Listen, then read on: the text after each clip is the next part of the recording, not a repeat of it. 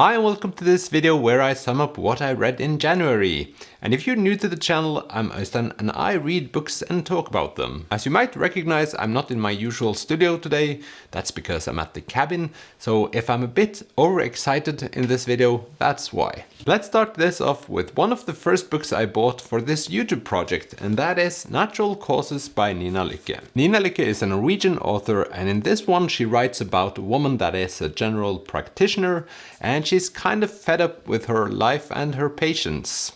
One day she finds one of her exes on Facebook, or I can't remember if she finds her ex or if he finds her, but at least they get in contact with each other and then starts having an affair. And I wouldn't say that this book is sort of a descent into madness, it's more like a descent into coping with one's life. She does a whole lot of natural but kind of weird things to keep herself above water. The reason why I picked this book up in the first place is because people have described her writing as funny, and it is funny in the way that the doctor meets her patients. She's kind of tough on them, which leads to a lot of weird and funny situations. Sort of reminds me a bit of the TV show House MD in the way that her patients get a little offended by what she says without her actually understanding it all the way through, I guess. And this is something I've heard about her writing in general, that she thinks that people should deal with their issues themselves, and this leads to a lot of funny situations. I would say that this novel is kind of Oslo specific. She talks a lot about the West and the East, where the West has a lot of money and the East doesn't.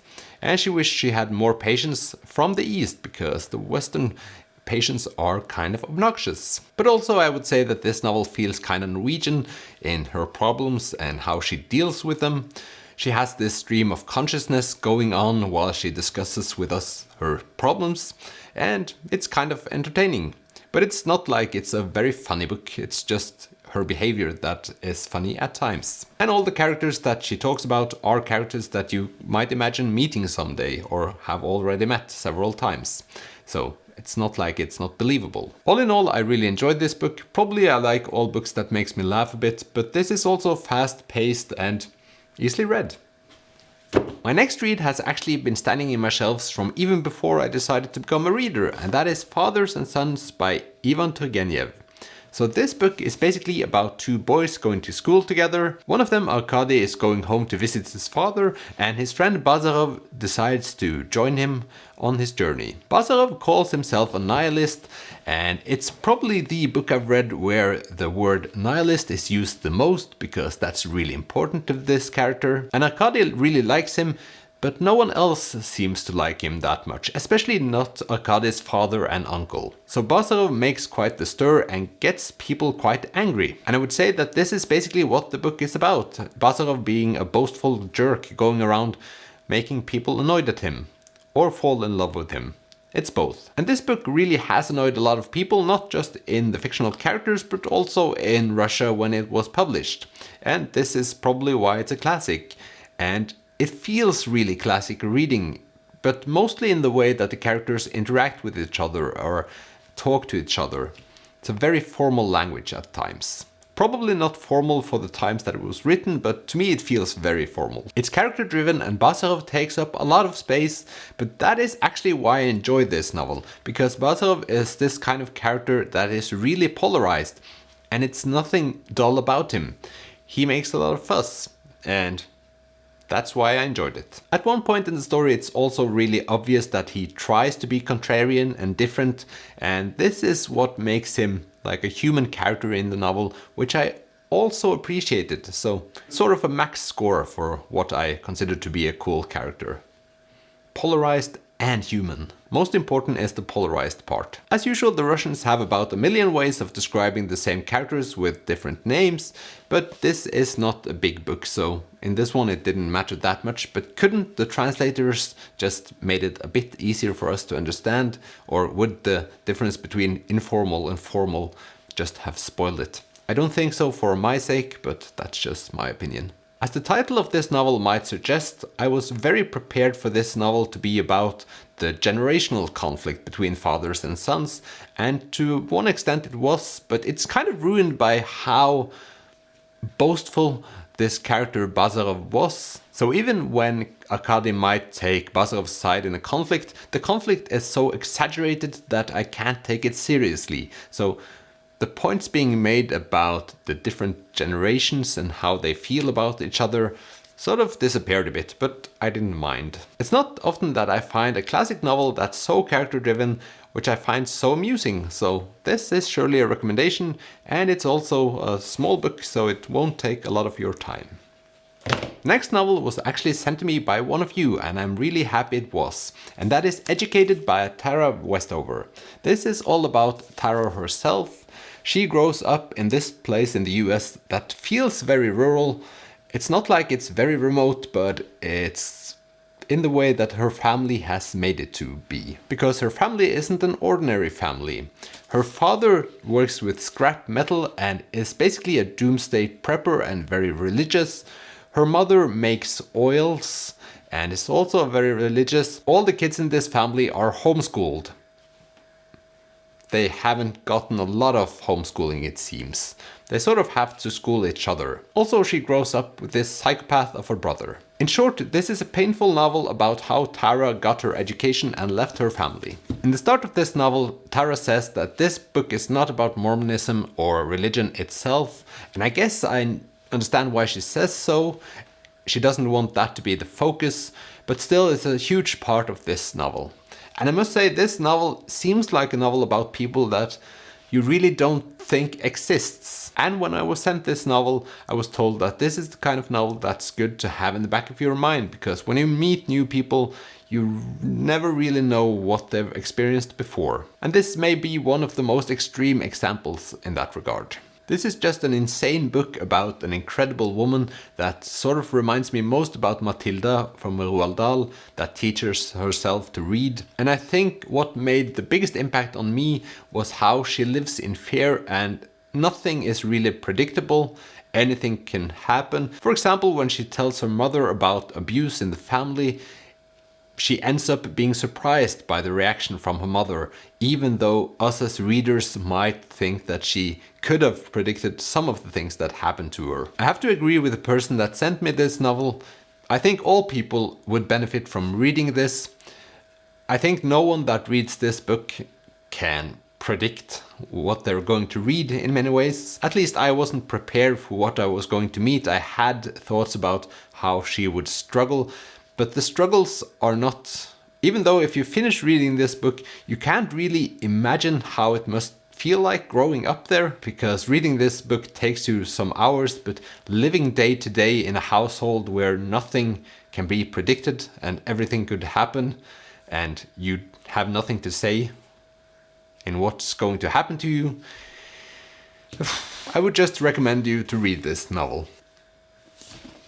All of those things said, the book has a lot of positives also, because it's about a girl that graduates all over the place and has a lot of people helping her after a while. It just takes too long. My next read I was sort of suddenly aware of, and I asked the publisher if they would send me a copy, and they kindly did, but they sent it to my Kindle, and obviously I don't carry my Kindle with me to the cabin. I only carry like 40-50 books, which is easier, of course. But that's Kvitleik by Jon Fosse. When I realized that Jon Fosse had published a new novel, I thought, well, this I have to be one of the first to read.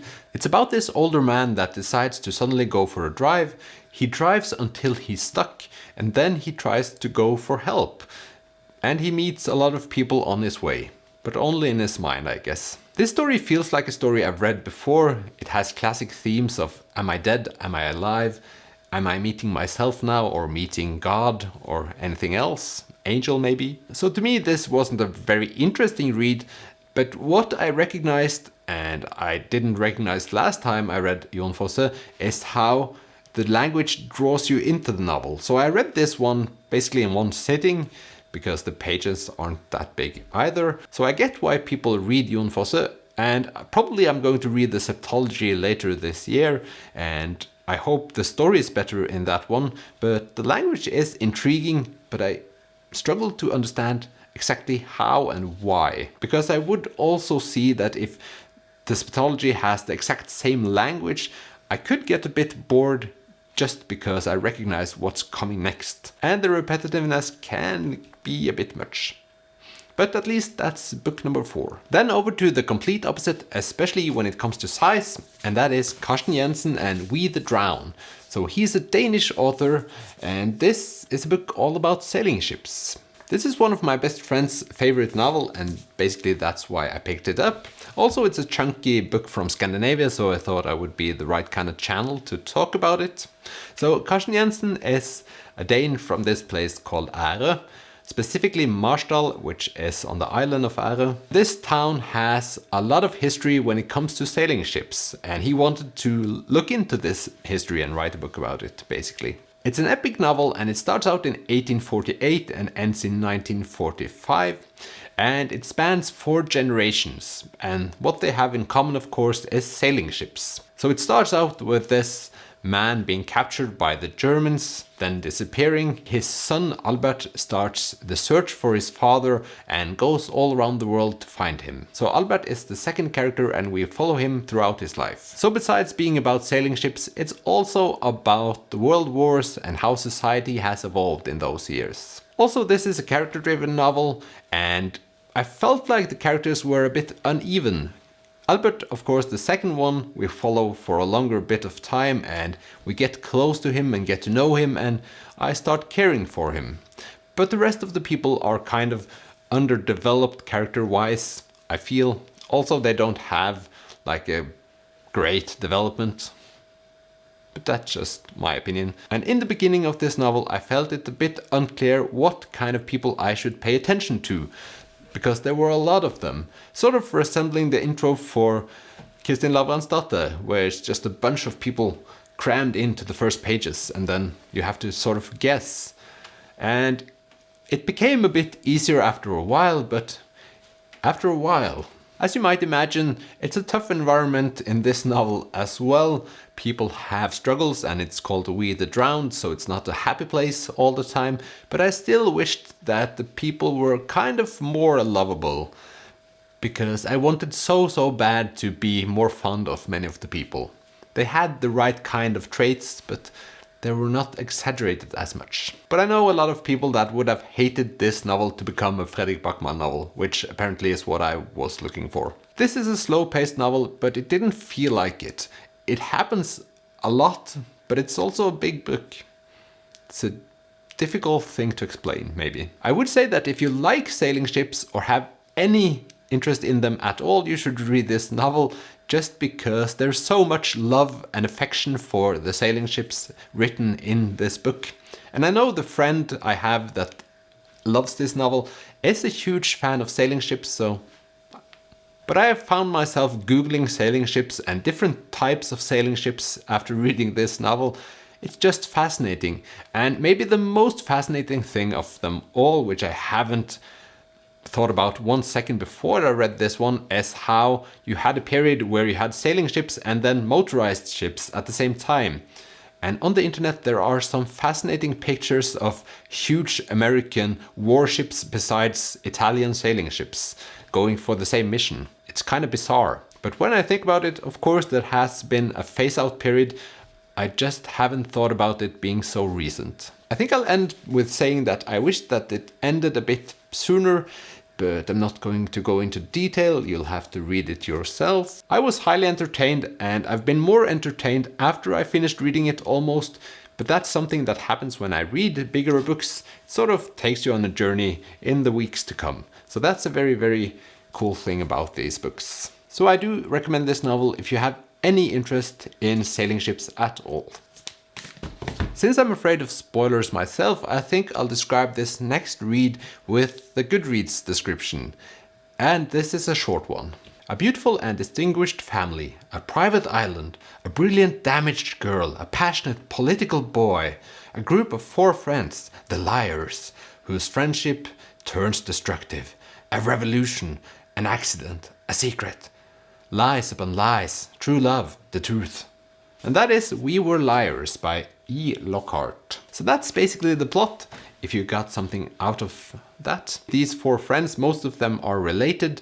They get together each summer on this island that their grandfather owns, and the family argues a lot. But these friends never talk to each other outside of these summers. Then we get to summer 15, and one of these people are not allowed back on the island, it seems, for the next year, without her understanding why, and something has happened and we're all wondering why. As you might understand based on my facial expressions, this was one underwhelming read. And I've talked about this before, that I don't like authors writing about people loving literature or books all the time. And already on page number 2 it says, "And she had a well-used library card." And that sentence had nothing to do with the rest of the novel, I can assure you. It's just a statement. And the language felt kind of cheap. The people felt kind of cheap. There was this kind of suspense from the beginning. I was wondering what was going to happen. But it dragged out, and this is a very short novel, and I just was tired of waiting for something to happen.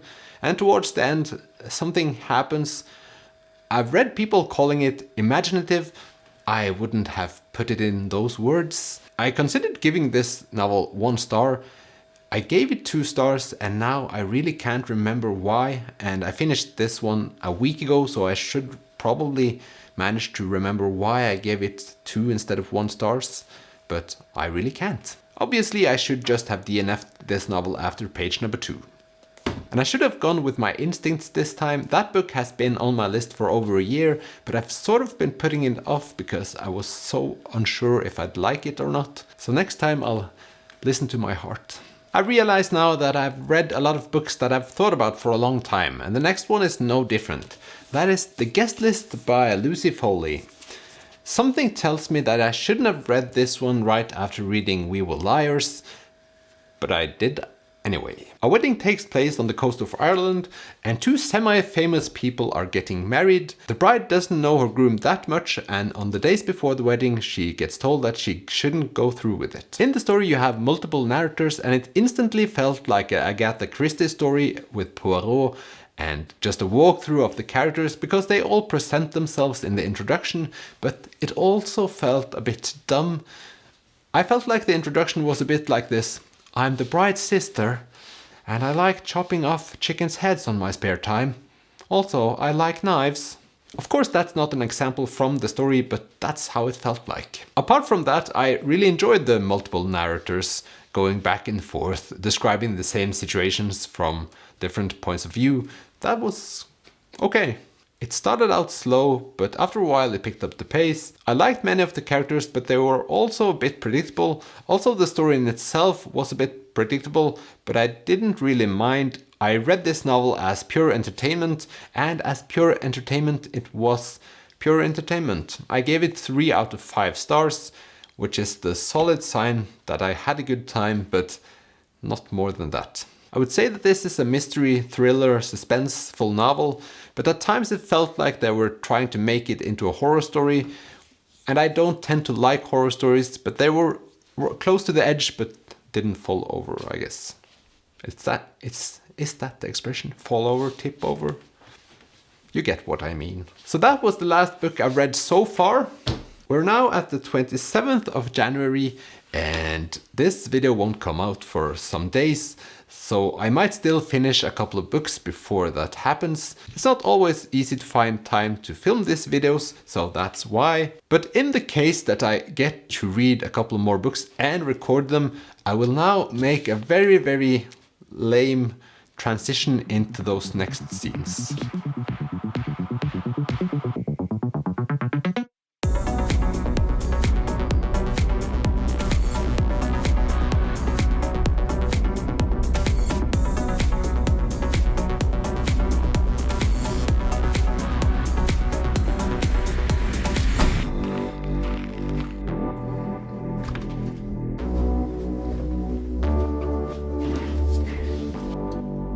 Obviously this means that I finished a couple of more books, so hooray! And the first one is this, The End of the Ocean by Maja Lunde. So this is the second novel in the Climate Quartet series, and the reason why I picked this one up now is obviously because I loved the first one. Whereas the first book was split into 3 characters, one in the past, one in the future, and one in the present, this is about 2 people, one in the present and one in the future. Signe is an older lady from Norway. She has been fighting against destruction of nature all her life, and we meet her when she's going back to where she came from, and the town where she grew up has decided to chop up the glacier and sell it to rich customers abroad. And of course, this is not something that she appreciates. This story is the one that's set in the present, but she mostly talks about things that have happened before, so you might say that she's both the past and the present in this story. Then we have the story that's set in the future. We're now in France and we meet a father and a daughter. They're set to meet up with the rest of the family in a refugee camp in France because it's all very hot and there's no water anywhere. That's why people are fleeing. And their story is all about their life in this refugee camp and how to survive. So the theme of this novel is water. That's why it's in Norwegian. It's called Blue. It's also about the blue sky, never any rain, so I think the title in Norwegian is better than the English one. If you read the book, I think it makes a lot of sense at least. The first novel in the series, called History of Bees, I gave 5 out of 5 stars because I really enjoyed it. It had a very quick pace, in my mind at least, even though people thought it didn't. This was criticized a whole lot for being slow-paced, and I thought if it's the same amount of slow-paced as the other one, I might enjoy this one. But I didn't, because the pace in this one is unlike anything I've ever read, I think. Nothing happened. So even though Signe talks about her past and some dramatic things happening, it just didn't lead anywhere. It just the same things over and over again. And it was annoying as it can be. When I started this one, I thought that there were many things about it that could have been very exciting.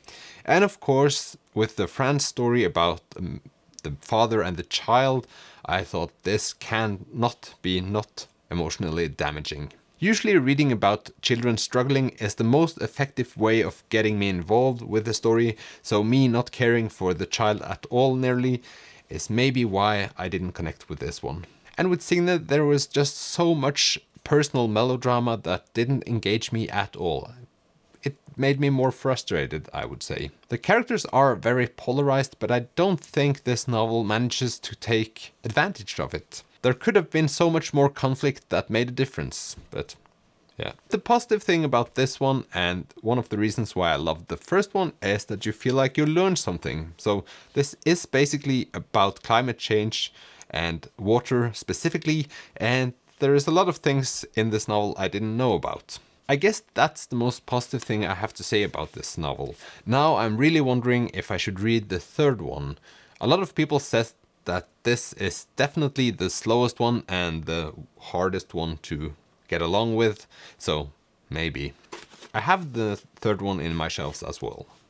But I decided that I would end this month on a more positive note, so I read this one, The Midnight Gang by David Walliams. And in this one, a boy is rushed to a hospital. In this hospital, he meets a lot of weird employees and children. And some of these children has this gang called the Midnight Gang. At first he's not worthy of this gang, but it turns out that he is good at rolling one of the other ones in the gang in the wheelchair, so he's allowed in. The reason why they're called the Midnight Gang, of course, is because at midnight they go for adventures around the hospital. And after a while you get to know that there's something special about these adventures, but I'm not going to spoil that now. First of all, I should say that I very much enjoyed reading this novel. It's such fast-paced, it has a lot of fun and lovable characters, but the thing is that I felt like they tried to focus in on all of the kids and all of the employees, and it got a bit messy. I wished they'd just stick with Tom, who's the main character, the one that got this cricket ball in his head. They didn't, but it's still much fun. This is basically the first David Walliams book I thought of buying when I found out about his authorship. The reason is that they're all kids in a hospital, and I thought that it would get quite serious. In some of his other novels it can be a bit dark, whereas in this novel it was more light than I thought it would be. So I was a bit surprised, and that's basically what kept me from giving it a 5-star. I saw so many opportunities for the author to really make our emotions come out, but maybe then it would be a book for kids a bit older. I don't know. I don't know if that's the thought. There's just so many storylines in this novel that could go in a very, very, very sad direction, but it sort of doesn't. And I was a bit sad that it didn't. So for me, it could have been a bit more serious, but what it lacked in seriousness, it made up for in being not so politically correct all the time, I feel. I think the best example is that there's one of these kids that's the fat kid. You decide for yourselves who that is. But when reading about him, I felt a bit uncomfortable, but still those were the most fun things about this novel, because it doesn't take itself so seriously. I really don't know, but I feel like a lot of children's novels go a bit further than books for adults, and that's one of the reasons why they're fun. But all in all, a very enjoyable read. I don't think it's as good as Gangsta Granny, but that's because Gangsta Granny is a bit more serious, I guess. So there you have it. These were all my books that I read in January. And if I remember correctly, this means that I've read 9 out of 100 books so far this year. I thought I'd keep track in these videos so you know how I'm getting along with my targets. This should mean that I'm about 1 book ahead of my schedule, so it's not much, but it's honest work. And I'll try to keep up this pace. Maybe I'll increase it just a little bit so I'll feel comfortable when summer comes along, but we'll just see. So I read 9 books in January, but I've bought 7, so that's not all that great. My goal for 2023 is to buy half of the books I read, so if I read 9, that should mean that I could buy 4.5 books. So I'll just have to try to buy less books. Or just buy a bunch of books now and then read a whole lot without buying for the rest of the year. We'll just see how that goes. But thank you for watching this video. If you have comments for any of these, just leave them below. And if you want to check them out, there will be links in the description. I hope you have a fabulous day and I'll see you in the next video. Bye!